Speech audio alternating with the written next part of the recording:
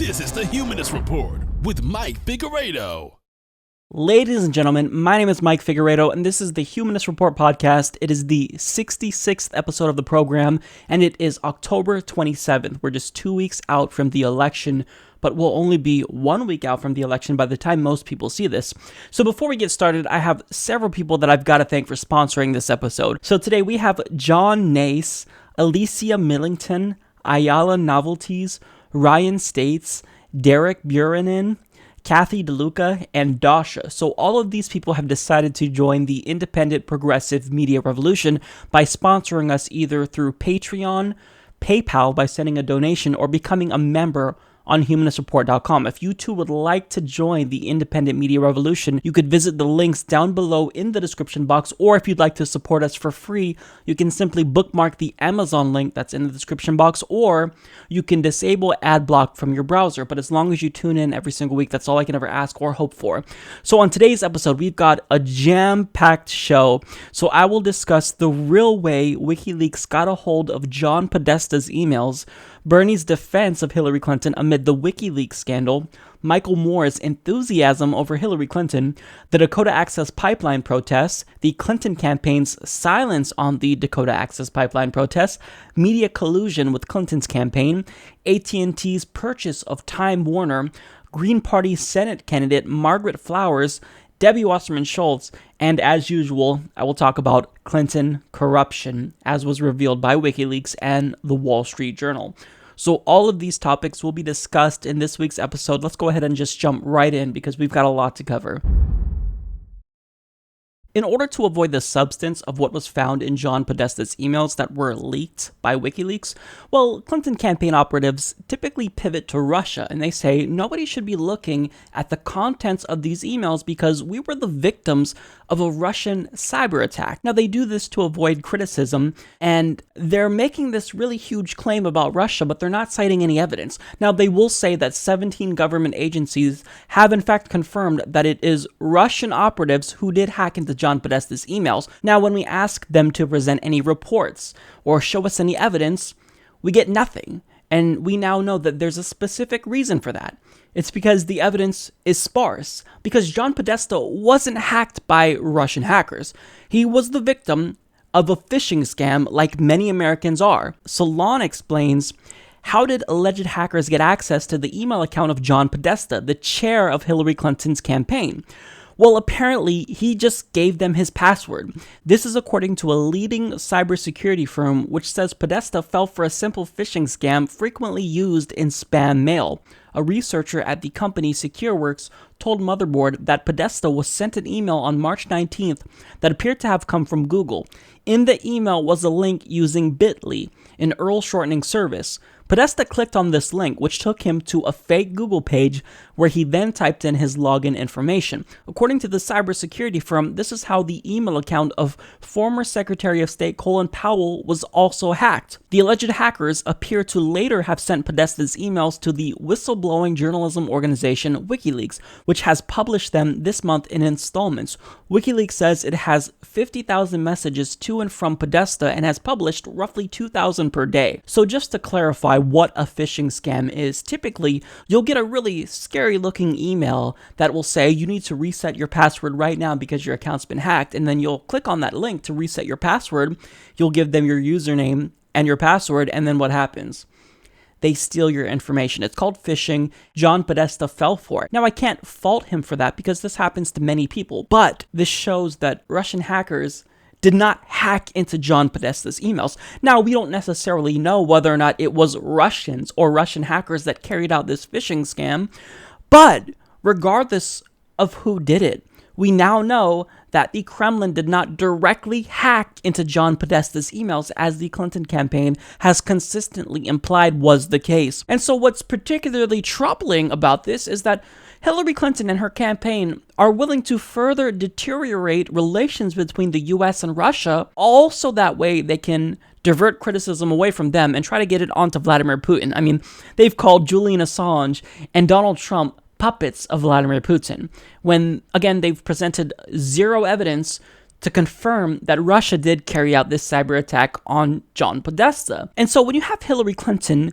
stating that she's going to deal with cybersecurity threats militarily and specifically calls out people like Vladimir Putin, Russia, China, North Korea, you have a problem here. Someone who's willing to risk war or even just deteriorating relations between countries, all because they're afraid that their corruption will be exposed, is not someone who is going to serve at the behest of the American people.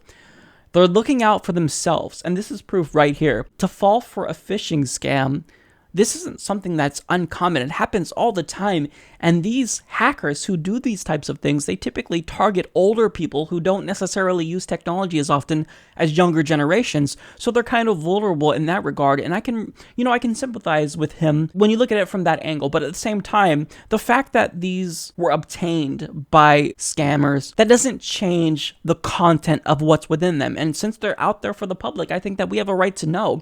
And look, these emails have revealed very troubling things. Some evidence of overt corruption with Hillary Clinton and the Clinton Foundation and the State Department. It's revealed that her campaign was in contact with the Department of Justice during the FBI investigation that was looking into her emails. It revealed that Hillary Clinton is colluding with the media, and this is all very problematic and spells trouble for our democracy. So, I mean, if you're in the mainstream media, it's time you call them out, because we have evidence that directly contradicts what they are claiming.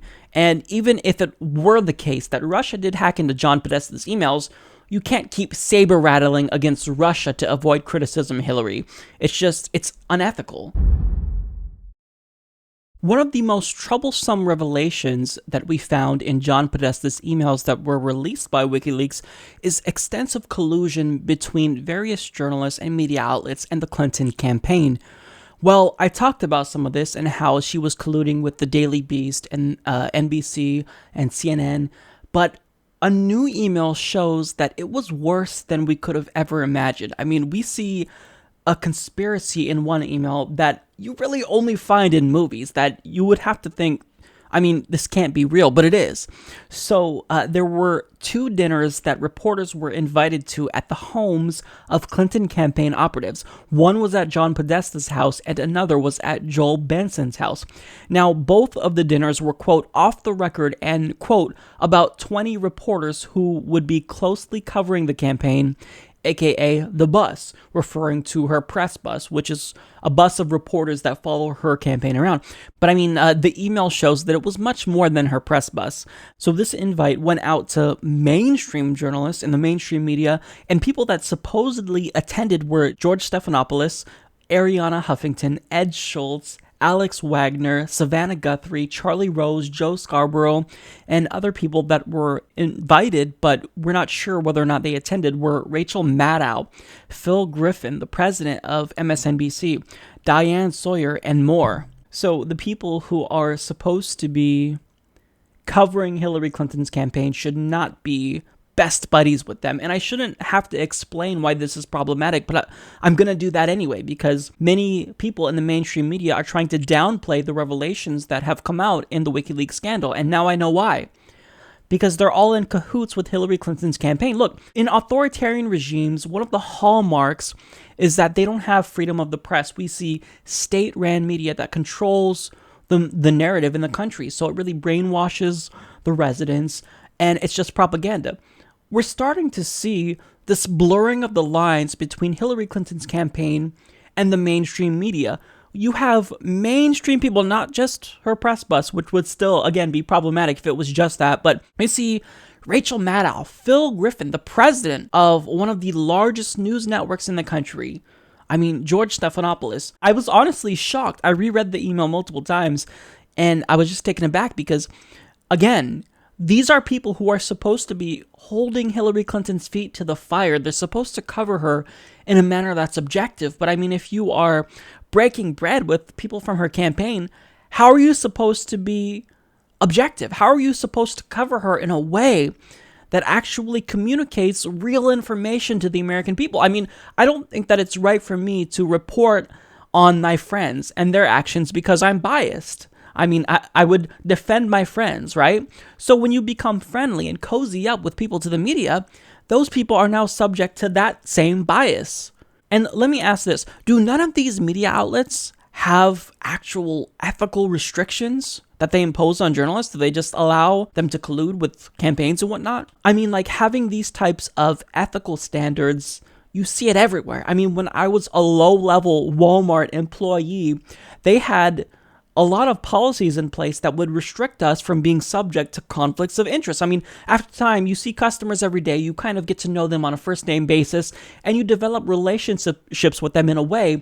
And so they had these policies in place restricting us from accepting Christmas gifts from customers, and they try to bring in, Christmas cards and whatnot, and we'd have to reject them because then maybe, that's persuading us. Maybe you want to give them free material. I don't know, but that's a big problem. And you bet your ass we followed this guideline because we didn't want to get fired because the managers were on our ass 24/7. So if low-level Walmart employees are subject to these type of ethical guidelines, then why isn't the mainstream media, who literally dictates the political narrative in the country, subject to the same ethical standards? It's just ridiculous to me. You should never be colluding with a campaign. You should never be having dinner at their house if you're covering that campaign, if you're covering their candidate, because obviously that's going to create a conflict of interest. It's going to bias you. It's going to influence your opinion. If they're making you dinner, if John Podesta's making some of his delicious risotto, wouldn't that influence you to cover Hillary Clinton in a certain light because you're friendly with her campaign chairman?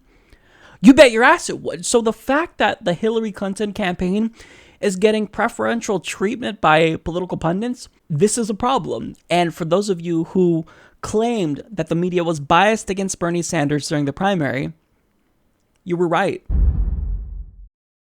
So I'm a little bit late to the party on this, but there were two really damning stories about Hillary Clinton that provide us with more evidence of just straight up overt corruption. Now, one of them originated from the Wall Street Journal and another was discovered in John Podesta's emails by WikiLeaks. So getting to the Wall Street Journal story, the political organization of Virginia Governor Terry McAuliffe, an influential Democrat with long-standing ties to Bill and Hillary Clinton, gave nearly $500,000 to the election campaign of the wife of an official at the FBI who later helped oversee the investigation into Mrs. Clinton's email use. The Wall Street Journal cited campaign finance records that showed McAuliffe's Political Action Committee donated $467,500 to the 2015 political campaign of Jill McCabe, wife of Andrew McCabe, who is now the deputy director of the FBI. In addition, the Virginia Democratic Party donated an additional $207,000 to McCabe's state Senate campaign. More than a third of all campaign funds raised for the race thus came from entities in which McAuliffe played a major role. She lost the race. McAuliffe and the FBI have both played down the link between McAuliffe's campaign donations and the later investigation into Clinton's email use. However, McAuliffe said he had barely ever even come into contact with Jill McCabe's husband, and the FBI released a statement reiterating that Mr. McCabe had played no role in his wife's political campaign and was promoted to deputy months after it had ended. Right, so even though they're married and he works for the FBI and a friend of Hillary Clinton donated to his wife's political campaign, there's no conflict of interest there because he wasn't involved in her campaign. They may be husband and wife and discuss every intimate detail of their lives with each other, but with this, you can rest assured that there was no bribe there, there's no corruption, there's no conflict of interest. Look away. This is really, really troubling. Now, when it comes to the WikiLeaks scandal, there's more evidence of pay-to-play deals between Hillary Clinton and the Clinton Foundation. The Atlantic explains, the chief complaint that critics make about the Clinton Foundation is that the former and perhaps future presidents engaged in a pay-to-play scheme whereby donors, many of them foreign governments, would contribute money to the charity in exchange for access to Bill or Hillary. Or worse, beneficial treatment from the State Department. On Thursday, hacked emails from WikiLeaks suggest that this is precisely what happened when the King of Morocco agreed to host a Clinton Global Initiative Summit and give $12 million, but only if Hillary Clinton attended the May 2015 meeting. No matter what happens, she will be in Morocco hosting CGI on May 5th through 7th, 2015, Uma Abedin, a top Hillary Clinton aide, wrote in a November 2014 email to several other advisors, including campaign chairman John Podesta. Her presence was a condition for the Moroccans to proceed, so there is no going back on this. The timing of the summit was important because Hillary Clinton's inner circle was planning for the formal launch of her presidential campaign and wanted to clear her schedule of paid speaking engagements and commitments to the foundation, particularly those that could cause political controversy. In January 2015, Abadan followed up with another email explaining in more detail why the future Democratic nominee couldn't simply back out of the event in Morocco. Just to give you some context, the condition upon which the Moroccans agreed to host the meeting was her participation. If HRC was not part of it, meeting was a non-starter. CGI was also pushing for a meeting in Morocco, and it wasn't their first choice. This was HRC's idea. Our office approached the Moroccans, and they 100% believe they are doing this at her request. The king has personally committed approximately $12 million both for the endowment and to support the meeting. It will break a lot of China to back out now when we had so many opportunities to do it in the past few months. She created this mess and she knows it. Ultimately, Clinton's aides prevailed upon her, and she sent Bill and Chelsea Clinton in her place, but this exchange about Morocco, first reported by the New York Post, is the clearest example yet, and the emails posted by WikiLeaks of the type of arrangement that people find most, well, icky about the Clintons. Bill and Hillary wanted a deep-pocketed donor to make a large contribution and foot the bill for a ritzy conference, and the King of Morocco wanted access to the woman who, then as now, was the leading candidate to be the next president of the United States. Make no mistake about it, these examples are examples of overt corruption. We have a potential bribe from a Clinton ally going to someone who is related by marriage to someone who's investigating her email. We have direct pay-to-play deals between King Mohammed VI of Morocco and the Clinton Foundation, and then him basically buying access.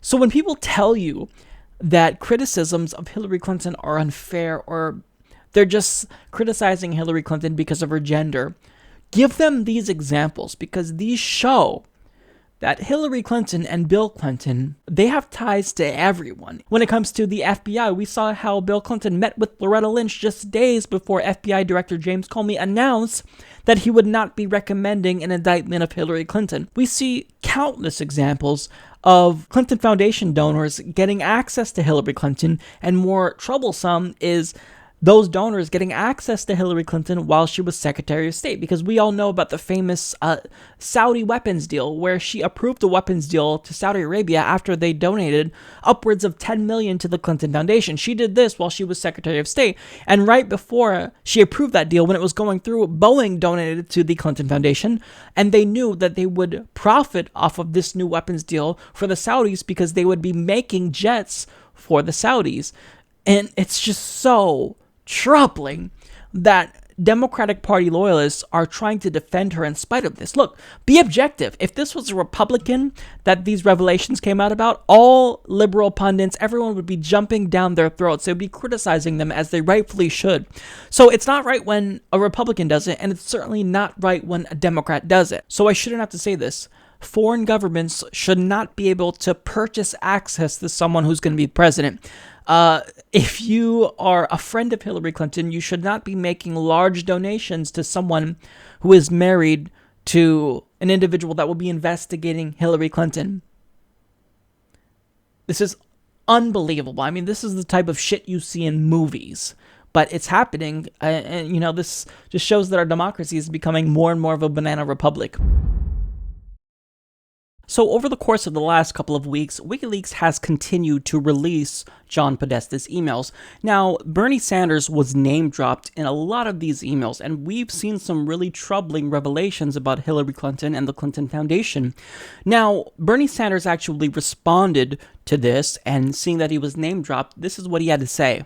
Trust me, if they went into our emails, I suppose, which may happen, who knows, I'm sure there would be statements that would be less than flattering about, the Clinton staff. That's what happens in campaigns.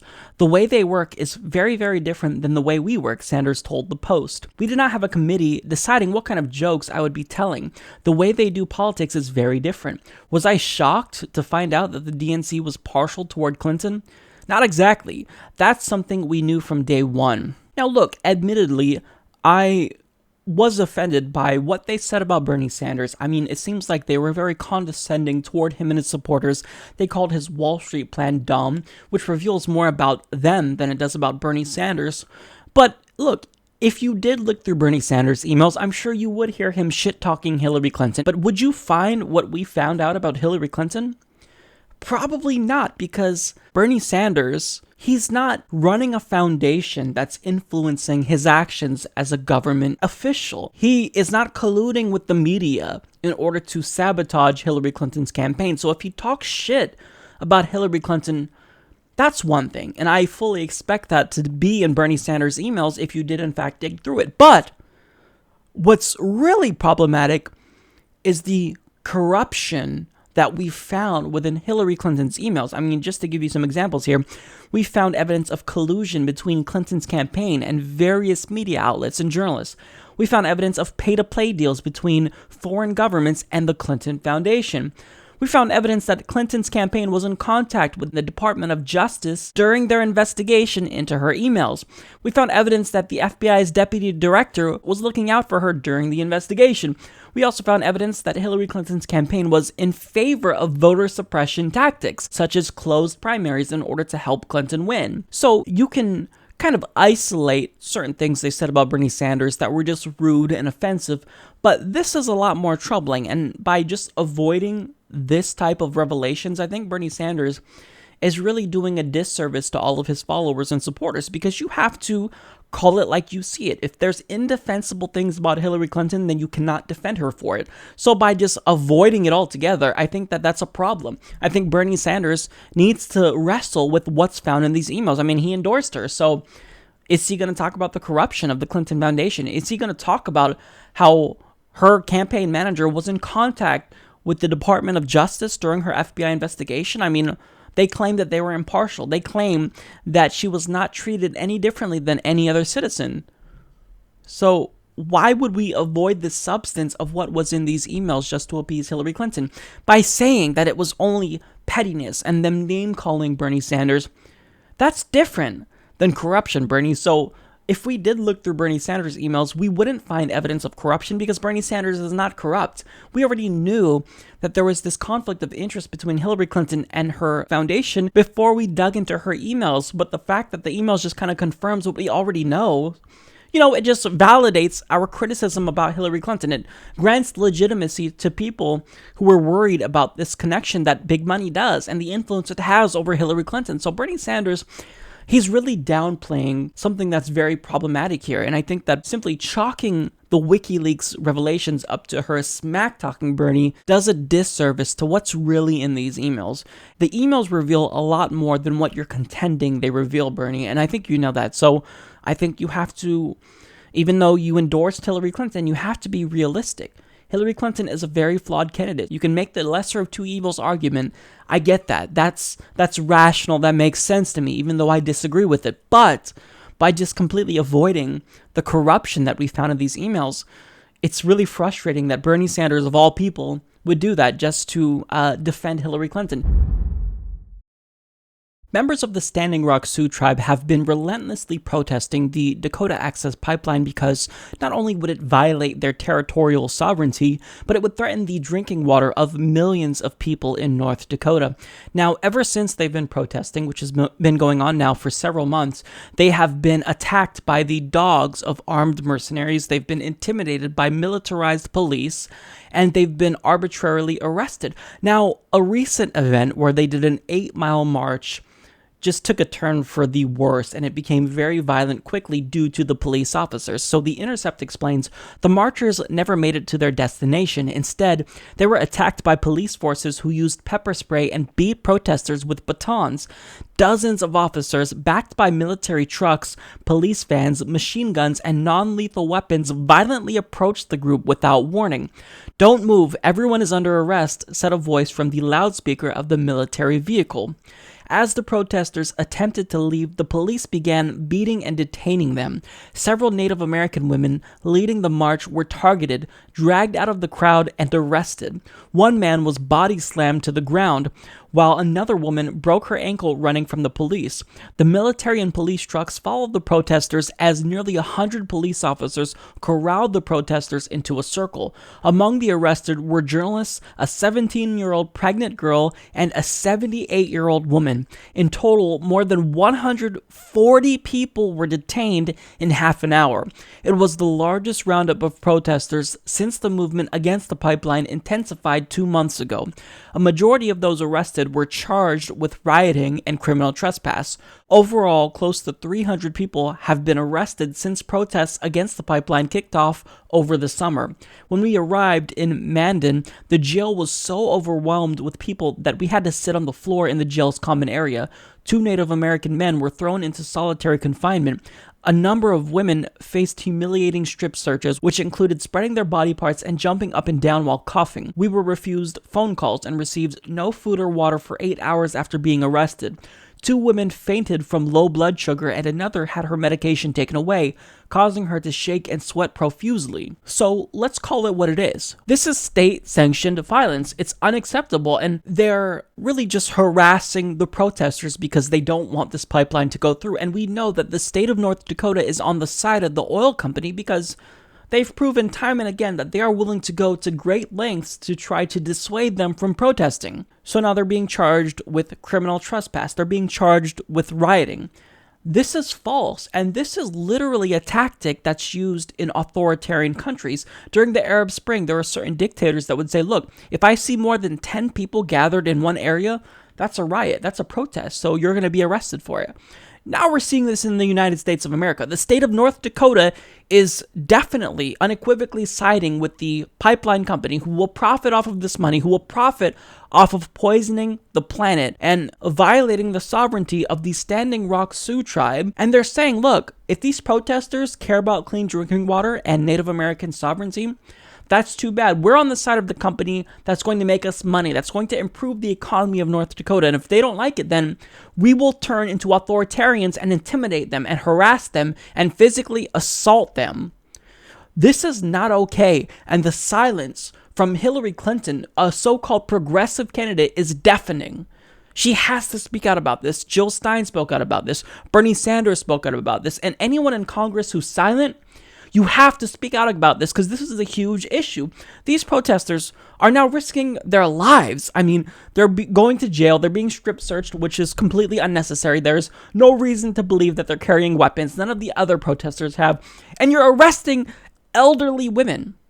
From the last video when I covered the Dakota Access Pipeline protest, one lady, she was elderly, she said, look, they pointed guns in my face. That was the first time I literally have ever seen a gun in person. This is not what's supposed to go on in a democracy. We are supposed to be able to exercise our First Amendment right without the fear of intimidation or threats. I want every single person who knows about this to speak up, share articles about it, because if we force the mainstream media to pay attention, then politicians will be forced to act.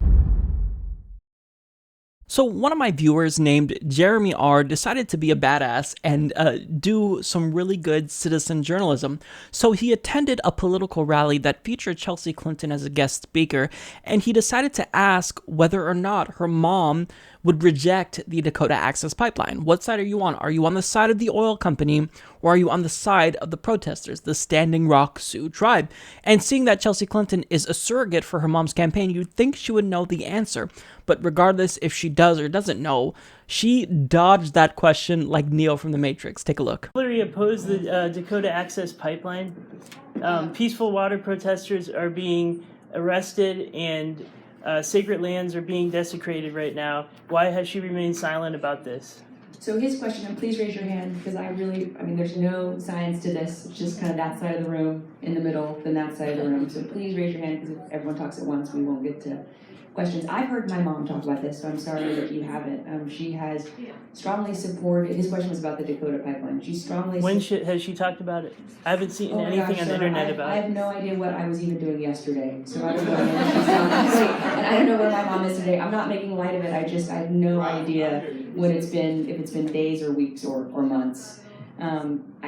I only even know it's October 26th because Because there's nothing on the internet about it. This issue specifically. Climate change, yes or not? Okay, well, sir, you asked a question. Okay, I'm gonna go answer. ahead. So I've heard my mom talk about this. I'm sorry if you haven't. She has said that she supports President Obama's efforts to include the tribal communities in Does the she oppose the conversation. Dakota Access Pipeline? She has consistently said that we need to be moving to a clean energy future. She has consistently said that we need to be investing in building jobs in places where the sun shines the brightest, the wind blows But does she the hardest. oppose this issue? Yes or no? Yes or Many no? of those are, including on tribal lands. She has had a tribal council from the beginning of her campaign. So I'm really proud of what my mom has done to listen to the tribal community, respond to the tribal community on every issue. And I hope that you will find that she's talking Why has about she this remained on silent? the- Why is she Yes, not sir, standing on with the- him? On the, yes, sir, with the hat. Today, I'm not making light of it. I have no idea what it's been, if it's been days or weeks or months. Wow. So I don't even know what to say about that. So first of all, she said, look, I'm sorry that you haven't heard my mom speak out about this issue because she's talked to me about it. And you're her daughter. Your mom hasn't spoken out about this issue yet, and her silence is deafening. This is a major issue. Is she going to stand up on the side of the oil company, or is she actually going to take a stand for what's right and defend the Standing Rock Sioux tribe and defend the planet and clean drinking water? Why hasn't she spoken out about this? It's really telling. Now, she espoused a bunch of vague platitudes. Well, she supports President Obama's efforts to include the tribal community, yada, yada, yada.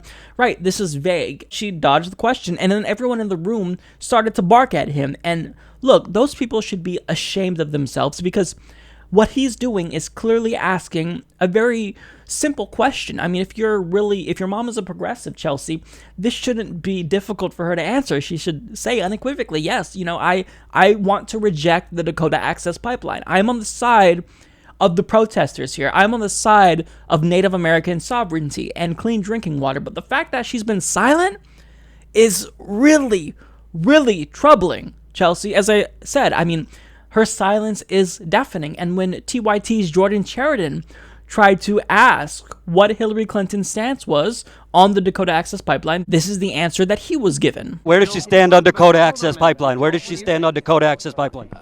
You know what? I'm not as versed in that issue right now. So you don't know if she's for or against the pipeline? What she's for is making investments in clean energy. I've answered your question now 3 times. I'm going to say it again. You don't know about Dakota. I'm saying she's the only candidate in this race who believes that we have to make massive investments in solar and wind to get to be a clean energy economy. So Chelsea did not give Jeremy the answer that he was looking for, and everyone in the room should be ashamed of themselves that they're satisfied with platitudes, because if a politician or a surrogate of a politician is not going to answer your question and they're going to do a little tap dance around the issue, as a citizen, you have a right to call them out. Look, you could already tell that even if Hillary Clinton comes out on the side of the Standing Rock Sioux protesters, you know that it's going to be something that is a position taken just for purposes of political expediency, since she's waited this long. I mean, clearly she's trying to see what the polls are going to indicate and, where people in the country are going on the issue, or whether or not the media will cover it. But look, either you're on the side of the planet and Native American sovereignty, or you're not. Just be frank with us. Hillary Clinton sold fracking to the world when she was Secretary of State. She's taking money from lobbyists that have bundled contributions from the fossil fuel industry. So we know that Hillary Clinton is bankrolled by these companies and people that want to kill the planet because they find it profitable. But what I want to know is, which side are you going to take? Are you going to stand up for what's right, or are you going to go where the money is? And we already know the answer to this. Hillary Clinton is probably going to do what her donors want her to do. And it shows that Hillary Clinton is not a true progressive. And if her daughter does the same tap dance and knows all the same rehearsed, vague talking points and platitudes that she knows, well then, Hillary Clinton, we know what side she's on. By not speaking out on behalf of the protesters, you're taking the side of the oil company. And look, we know that that's probably where your heart lies, because that's where the cash is. So this is unfortunate, but look, This had to be seen. I wanted to share Jeremy's video because it's really frustrating that what is a major progressive issue and what can really reassure us that Hillary Clinton is going to stand up for what's right by speaking out on behalf of the Dakota Access Pipeline protesters, she's not doing that. And again, I'm going to say it for the third time now, your silence is deafening, Hillary. So, if you don't remember Debbie Wasserman Schultz, formerly known as Debbie Do Anything for Hillary Wasserman Schultz, let me refresh your memory. This is the former DNC chair that had to resign in disgrace for trying to sabotage Bernie Sanders' campaign when the DNC chair is supposed to remain neutral. This isn't according to me, this is according to the DNC's own charter. So while she was the head of that organization, she acted against its own rules, and now she is a very active surrogate for Hillary Clinton. She speaks at her rallies all the time, and with some of the things that she's saying, she's really showing that she's living in a different reality than everyone else because it's not lining up with what's actually happening. So Observer explains, on October 21st, Wasserman Schultz made an appearance at a small Clinton campaign meeting for volunteers in Gainesville, Florida, the home of her alma mater, the University of Florida. The location of the meeting, the headquarters of the Gainesville Police Department, was likely chosen to deter any confrontation from protesters. However, Sanders supporters refused to forget Wasserman Schultz's role in rigging the primaries and made sure to demonstrate that they wouldn't let her off the hook as easily as the Democratic Party had. Let's just stop right there and let me pose this question. If you're worried about protesters showing up, if Debbie Wasserman Schultz will be a surrogate for you, Hillary, why is she still a surrogate for you? So they continue. Around 20 Sanders protesters showed up with signs outside the event in contrast to the 50 or 60 Clinton supporters attending the inside. A few minutes into Wasserman Schultz's speech, the protesters interrupted her, at which point the regional organizing director for the Florida Democratic Party and former field organizer for the Clinton campaign, Omar Rashid, ran up to one of the two protesters and began yelling Hillary while fist-pumping in their face. Other Clinton supporters joined in the Hillary chant. While there are several constructive ways to de-escalate an interruption by protesters, this certainly wasn't one of them. Wasserman Schultz continued, going off on a tangent about turmoil in the Republican Party. It was so heartwarming how, if you look at the two contrasts that we have in front of us, a Republican Party that is in utter chaos, they are in the midst of a chaotic civil war, so much so that I'm not even sure the Republican Party is going to look the way it did before this election cycle started. And look at our party. Even though we had a very contested Democratic primary that lasted a long time, we are completely united. Completely united. No, we're not. Let me recap what went on. After you tried to rig the primary for Hillary Clinton, many people left the party. I was a Democratic Party loyalist prior to this primary. I was a registered Democrat. I have since changed my registration status to independent. I will now not be voting for the Democratic Party's nominee. In fact, I already submitted my vote for Jill Stein, a Green Party candidate. So you pushed us away, and while many people are falling in line and supporting Hillary Clinton, the party is not united. You single-handedly created this division between liberals and progressives, and you showed us that we have a contingent in the party that is really about pushing for progressive policies, and that's the progressive wing of the Democratic Party that Bernie Sanders currently runs or influences. Whereas the rest of the party, they're completely sold out. They're all about their donors. They're all about party loyalism, and any and all criticism of Hillary Clinton is either due to sexism or it's because you secretly support Trump. So if you criticize Hillary Clinton, you support Trump. And I mean, after smearing us during the primary and treating us like shit and disenfranchising us and pushing us away, you have the audacity to claim that the party is completely united, and you didn't mince words there. You reiterated, completely united, period. Really? So either you are living in an alternate reality or you're lying. And I don't think you're that dumb, Debbie. I mean, you're a pretty corrupt person, but we know that you're not stupid. You're very smart because it takes brains to really rig a full primary for one of the two major parties.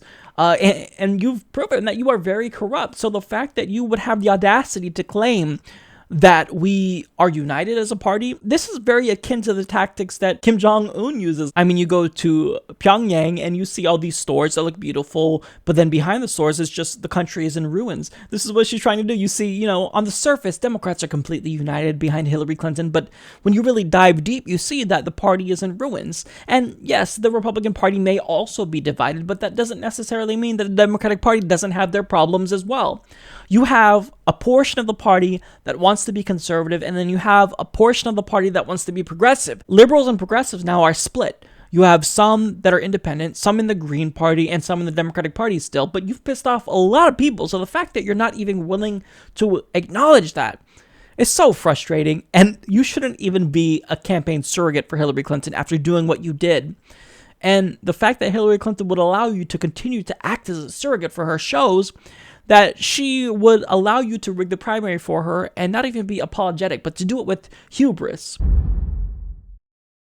So Michael Moore is one of the few documentary filmmakers that I've always admired. He's been a progressive ally, he's been on the right side of history on virtually every single issue that I know of, and he voted for Bernie Sanders during the primary. So I really respect Michael Moore, and I feel as though he's more objective than other documentary filmmakers. And even if, some of his films may use sensationalism and try to play to your emotions a bit too much, I think that by and large, he really does a great job at illustrating what areas of U.S. policy need to be reformed, such as healthcare, such as gun policy reform. So I like Michael Moore.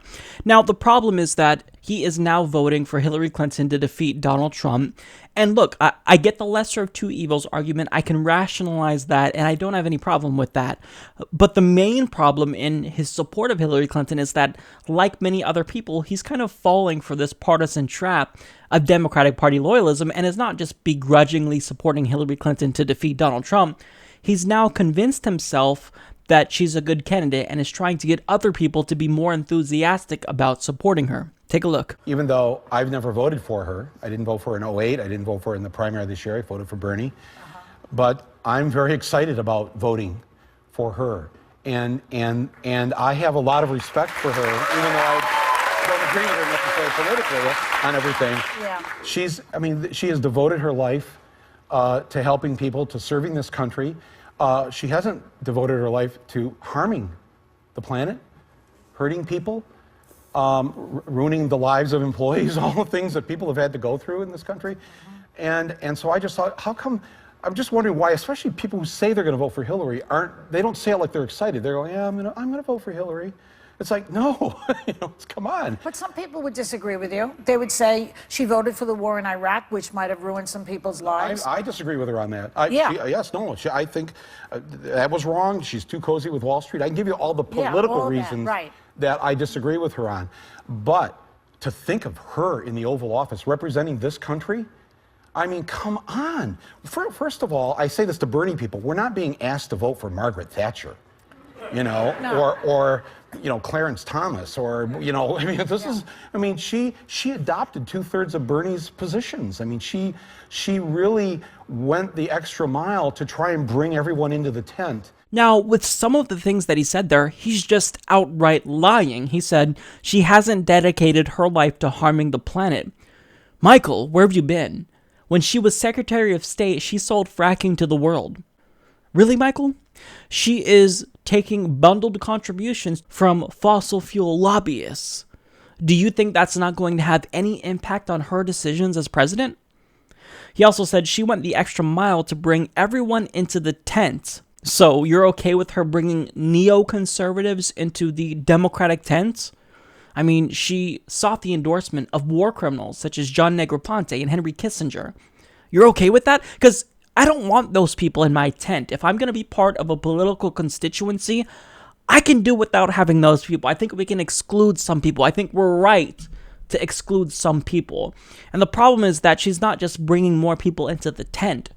She's excluding some people and is moving the tent. She's moving the entire political spectrum to the right, just like Republicans. She's moving the entire aggregate Democratic Party to the right, Michael.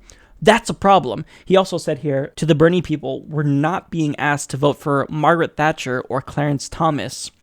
Okay, but the problem is the Democrats are already a right-wing party, and as Republicans move further and further to the right, Democrats are following them, and we need Democrats to move back to the left. Bernie would have facilitated that electoral shift, but Hillary Clinton is really solidifying this rightward shift, and that's really harmful because it means more neoliberal economic policies. It means more neoconservative foreign policies, and it means no real change that we need to move the country in the correct direction. And he also made the Christian case for Hillary Clinton in that video too. I mean, really? You're using her religion as a benefit to vote for her? So are you implying that if she were atheist, then that would delegitimize her? If I wanted to run for president, which I don't, would I not be an acceptable candidate because I'm an atheist? It's frustrating. Now, he also did something that was used against him during the primary. It's a wonderful thing. Not just the fact that she's a woman, but look at all that she's done. What is this, the thing too with Hillary supporters who have this, yeah, you know, I'm going to vote for Hillary, this sort of lack of whatever that is. There's not that thing that people had on the day we were going to go vote for Obama, right, where it's like, I couldn't wait to get to the polls. I need people to feel that way on this November 8th. You know, there's no reason to be into this place with, you know, the sort of the knock on her has been unfair. She's been attacked and harassed and abused in ways that I believe, honestly, if she were a man, she wouldn't have had to go through so much of this. And she tried to do something 20 years ago, 23 years ago for us, get us universal health care, real universal health care. And she was massacred. And it was sad. Okay. Just because people aren't enthusiastic to support Hillary Clinton does not mean it's because of her gender. Yes, I too am excited about the prospect of us having our first woman president. I mean, if it were a Republican woman president, I would be still excited. Just the fact that we are breaking that glass ceiling, I think, is a good thing. However, when he talks about Hillary Clinton, he's being really disingenuous because when he says that she fought for universal healthcare, he doesn't finish the sentence. She fought for universal healthcare, and I was a fan of hers because of that, but she gave up when she was bought off, Michael. That's a problem. Now, furthermore, criticisms on the right are undoubtedly unfair, but she's being criticized by progressives on the left because she wants to lead a political party that's supposed to be liberal. And she's not liberal, Michael. Her Syrian no-fly zone and saber-rattling against Russia are all things that Republicans would do. Her relationship with Wall Street and donations from billionaires makes her the Democratic equivalent of Mitt Romney. Some of her criticism, particularly on the right, might actually be due to sexism, okay? I can grant you that. But you can't say that about progressives. We tried to urge Elizabeth Warren to run for president. Many of us are voting for Jill Stein. So are you really saying that any and all criticism of Hillary Clinton is tantamount to sexism? Because you were very critical as well. So were you sexist for supporting Bernie during the primary? Were you sexist when you said that you would never vote for Hillary Clinton because she voted for the Iraq War? Is that not sexism? Why is it not sexism when you criticize Hillary Clinton, but if anyone else does it, it's sexism? It's a double standard, and it's incredibly frustrating, and I see so many liberals who I used to support and admire fall for this trap. The reason why I'm talking about this is because I think that what he's doing is problematic. By encouraging people to be enthusiastic about Hillary Clinton, he's inadvertently encouraging them to be complacent. And for me, I'm very critical of Hillary Clinton because I'm expecting her to get elected, and I'm hoping that my criticism from the left will encourage liberals and progressives to hold her feet to the fire, because she's going to do a lot of things, much like Bill Clinton probably, and Barack Obama probably, that are harmful to the country, that are harmful to the world, and I want to stop her from doing that. So by convincing liberals and progressives to be enthusiastic about her, there's this implication there that they don't have to worry about what she would do as president, but that's not true. If she's elected, we're going to really have to fight to make sure that she's actually liberal, because you have to follow the money. She's taken money from basically every single special interest in existence. And if you don't think that's going to have any impact on her decisions as president, Michael, you're completely fooling yourself, and you fell for the Democratic Party loyalist trap. They want you to believe that when Democrats take money from special interests, it's okay, but when Republicans do it, that's bad. We should call them out for it. Mitt Romney was bad because he was in the pockets of big business. But Barack Obama did it, and Hillary Clinton did it, and that's fine. No, it's not fine. It's not fine when anyone does it. So the fact that you're trying to get people to be enthusiastic about a corporatist, plutocratic candidate is really frustrating, and it's going to lead Democrats to being complacent, and it'll just do nothing more than facilitate even more right-wing neoliberal policies, which is what we don't need right now. During a debate in Maryland between Democratic and Republican Senate candidates, Green Party candidate Margaret Flowers tried to insert herself into the debate. So there was someone from the audience who I'm guessing is a Green Party operative who asked, would you accept the inclusion of Margaret Flowers, who is also a legitimate Senate candidate, in the debate? And both candidates obliged. They said, yes, we would welcome her. And so Margaret Flowers then went on the stage, and she was still escorted off in spite of this. Take a look. Good evening, everyone. One issue before we begin. Delegate Shalega, do you believe that Margaret Flowers, a U.S. Senate candidate, should be included in this debate? Absolutely. I've advocated for that before. Chris Van Hollen, would you support Dr. Flowers being in? I've made it clear I would welcome Dr. Flowers. So both candidates would support Dr. Flowers being in this debate, and you've excluded her for no good reason. That's a way to deny democracy. Voters should hear from Dr. Flowers as well as the other candidates. You shouldn't be having a closed debate. She's a legitimate candidate who should be included. And so I hope that you'll respect her right to be here. Yeah!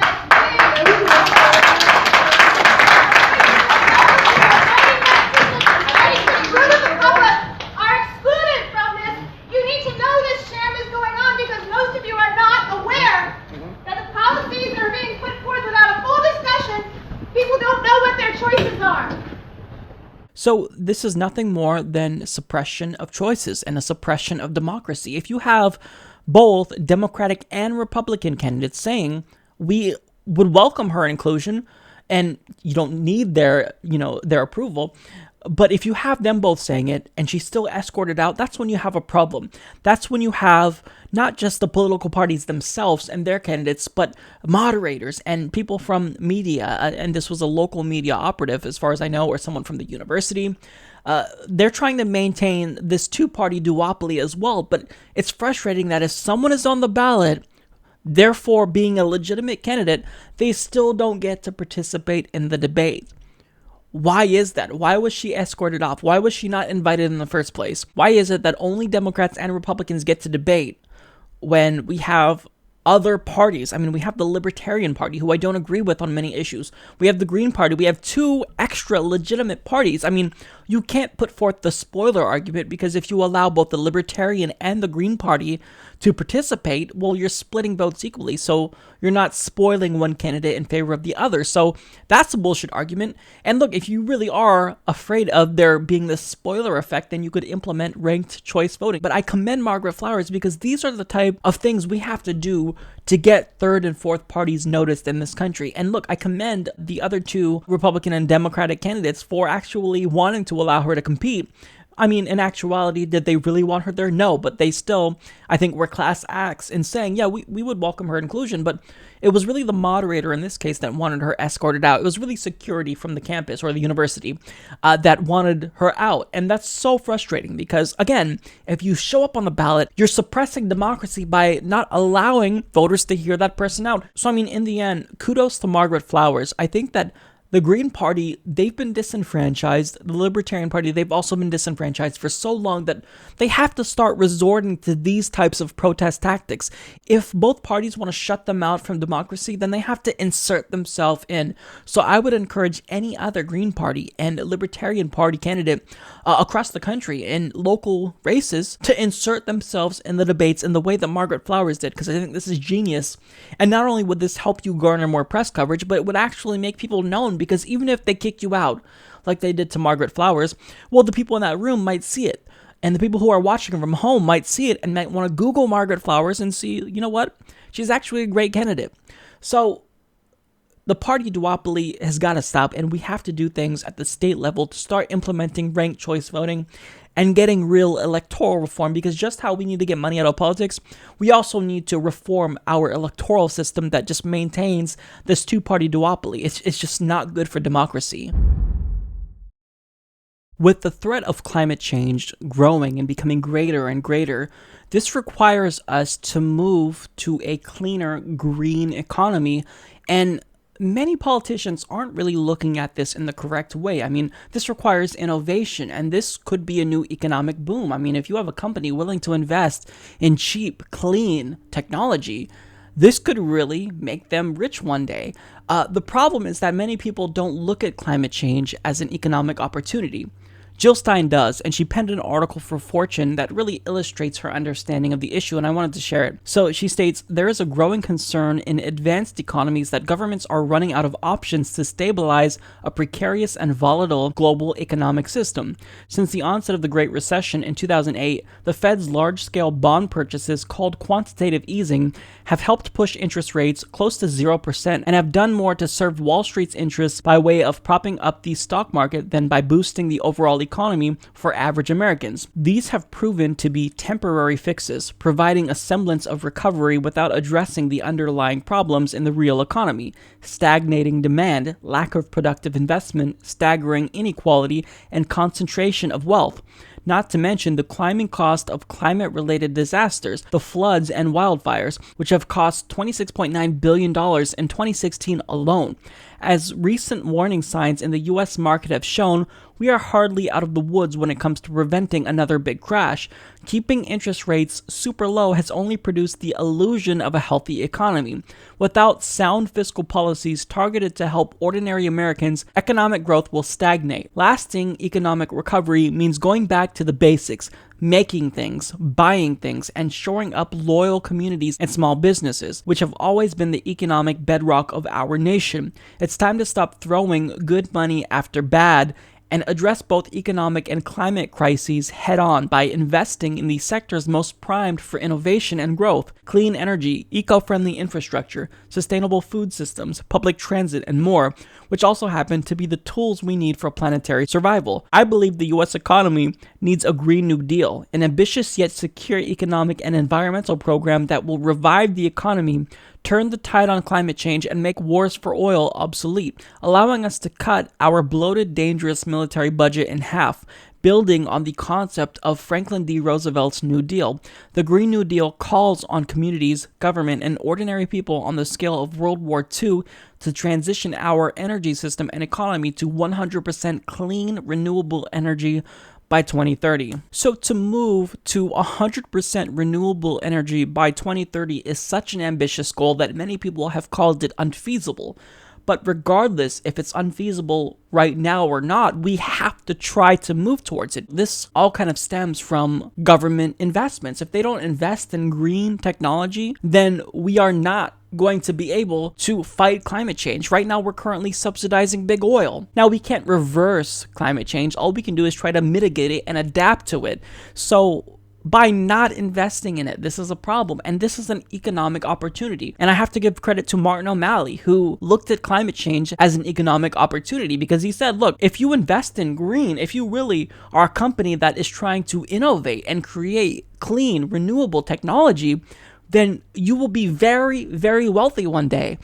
And not very many politicians understand this. Why is that?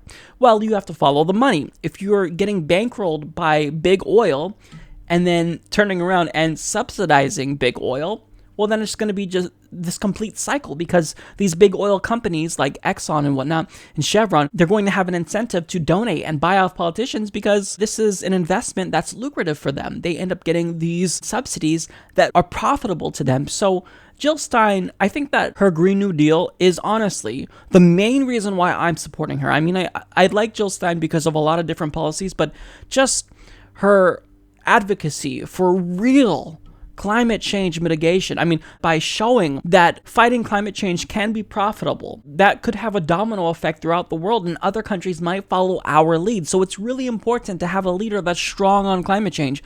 Jill Stein is that. AT&T recently announced that it would be purchasing Time Warner for $85 billion.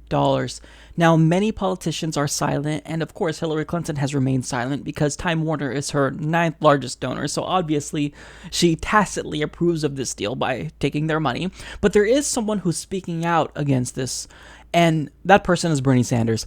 So he penned a letter to Assistant Attorney General Renata Hess, which reads, "Dear Acting Assistant Attorney General Hess, I'm writing to urge you to block the proposed merger of AT&T and Time Warner. This proposed merger is just the latest effort to shrink our media landscape, stifle competition and diversity of content, and provide consumers with less while charging them more. Whether to approve this merger is a critical decision for the department, but it is even more consequential for our democracy. Our democracy thrives when there's a diversity of viewpoints and when citizens have unlimited access to information. Analysts have called the proposed deal a seismic shift for the media and technology sectors, with a giant telephone company gaining control over hugely valuable brands spanning television, film, sports, news, video games, and mobile and residential internet service. As you noted recently, when speaking about the corrosive effects of antitrust when companies harm competition, choking off competition, or agreeing with rivals not to compete, they infect the economy with unfairness by accumulating power that the few can wield at the expense of the broader American public.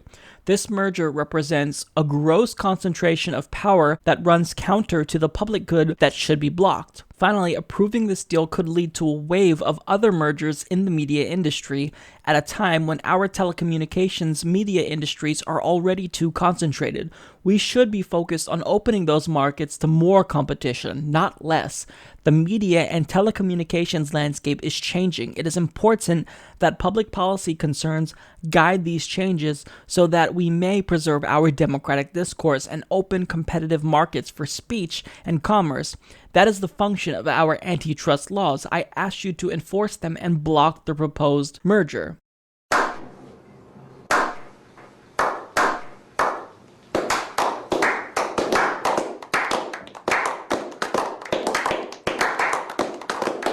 So Bernie Sanders is absolutely doing the right thing by trying to block this purchase, because he's not waiting for polls to see where the American people lies. He knows that this does, in fact, violate antitrust laws, and it sets up a gigantic monopoly and allows AT&T to control the narrative around many different sectors. I mean, radio, television, video games. Okay, I think that we need more competition, not less, as Bernie Sanders stated, and this is incredibly troubling because, as he stated, if the Department of Justice approves this, it could lead to a domino effect where more companies make these large purchases, and pretty much we just have one big, gigantic, fascist corporation running the country. Now, I know it sounds, like I'm trying to be a conspiracy theorist and fearmonger and whatnot, but the power that these countries already have is overwhelming. I mean, AT&T has billions and billions of dollars. So the fact that this huge company purchases another huge company, that consolidates a huge portion of multiple industries, and it's just really scary to think that AT&T, who is already a corrupt company, will have control now over this media industry. And Time Warner itself is already corrupt. I don't know which is worse, Comcast or Time Warner. They're terrible. But you have AT&T now acquiring Time Warner, and this is bad. So I don't expect Hillary Clinton to speak out against something that her donor wants, one of her largest donors, but I do expect other progressives or so-called progressives in Congress to speak out about this and join Bernie Sanders. So I received a message from another Humanist Report viewer named Cody Porter. Let's take a listen. Hi Mike, this is Cody Porter, proud Humanist Report member. So Bernie Sanders announced this new bill to end tax loopholes for the rich, and specifically, he mentions that this is a type of tax loophole that Donald Trump has taken advantage of. So this entire time you have establishment Democrats freaking out about Trump, not paying his taxes for the past 18 years or whatever it is. And I think sort of ignoring the bigger picture problem that, these loopholes are even in place to begin with. And Donald Trump is just sort of a symptom of this bigger problem. And so while establishment Democrats get all up in arms about this, I'm really suspicious that they'll actually do anything about it. And so, I've sort of seen Bernie Sanders going in and, endorsing Hillary as, him playing really clever politics, because now he sort of, has this image as, really supporting the Democratic establishment. And, now it seems like he's able to sort of capitalize on that and say, okay, yes, establishment Democrats are, up in arms about Donald Trump not paying his taxes. Here's a plan to fix it. And so he's kind of putting pressure on them to put their money where their mouth is, I feel like. And I was just kind of wondering if you'd comment on that and what your thoughts were on this bill. Thanks for the message, Cody, and thank you so much for being a member. That's awesome. So to kind of paraphrase, just to make sure I'm understanding you, so the Democratic Party right now is at least acting like they're outraged at the fact that billionaires like Donald Trump are dodging their taxes and are not paying their fair share. So Bernie Sanders, in announcing this bill that would allow them to kind of act on this outrage and actually prevent billionaires from doing what Trump is doing, he's kind of being very strategic. And if that is what you're saying, I actually agree with that. I think that Bernie Sanders is smart to kind of back Democrats into a corner and say, okay, so if you are actually outraged at the fact that Donald Trump and other billionaires are dodging their taxes and are not paying taxes and haven't been for decades, here's what we can do. Put your money where your mouth is and vote for this bill. And I think that's really brilliant because it will prove whether or not they're hypocrites. Are they really outraged at billionaires taking advantage of our tax system? Or are they just taking that position for purposes of political expediency because they know that criticizing Trump for this will help Hillary Clinton? I think we all know the answer to this, but by Bernie Sanders actually introducing this bill, I think it's brilliant because if they don't act on this bill, then we all know that they were just doing it to pay lip service to constituents, because when they pretend to be outraged about this, then that outrages the base. So it kind of has this domino effect, and now if the base sees that there is a bill that could prevent people like Donald Trump from exploiting our tax system, well then if they don't act on it, then we'll all know that they're just frauds and are hypocrites. In a world of politics dominated by the strange, the deranged, and outright insane, we'll now take a moment to shine a light on the craziest of what politics has to offer. This is your weekly dose of stupidity.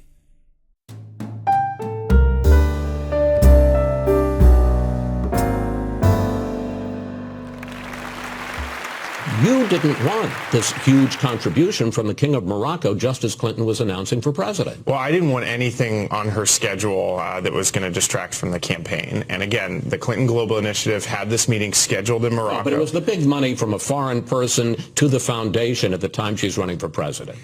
This was, as you can see in those emails, this was a scheduling matter, and we didn't want her going overseas. I didn't want her going overseas before the campaign was kicking off. But again, these are stolen documents, stolen by the Russians. It's now confirmed from John Podesta. They are being put out for exactly this purpose.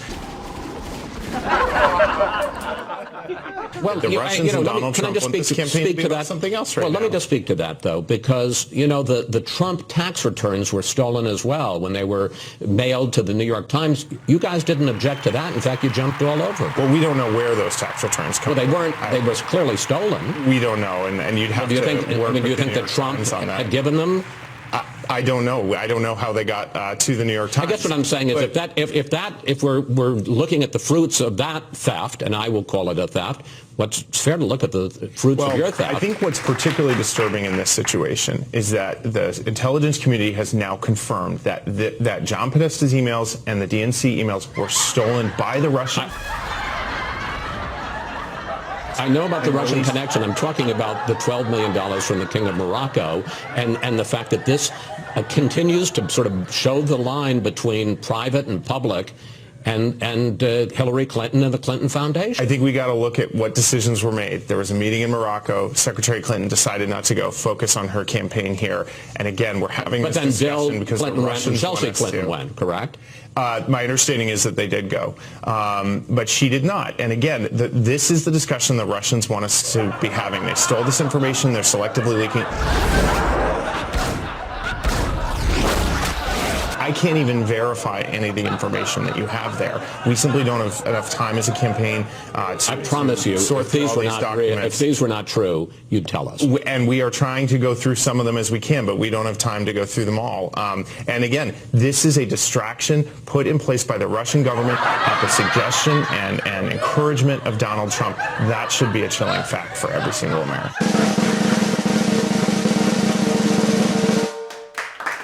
People don't like the idea of money going to the Clinton Foundation in exchange for access to the then former Secretary of State. I mean, you can understand why that would trouble people. Absolutely, and it's not true. I'm glad you raised the question because people should understand that never took place.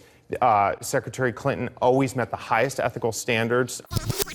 Secretary Clinton always met the highest ethical standards when she was Secretary of State, when she was United States Senator. There were systems put in place to prevent exactly what you're talking about. And again, the Russians illegally stole these emails. They're selectively dumping them out. I can't even verify whether the actual content in them is real. But this is the conversation they want us to have versus how Hillary's going to create jobs.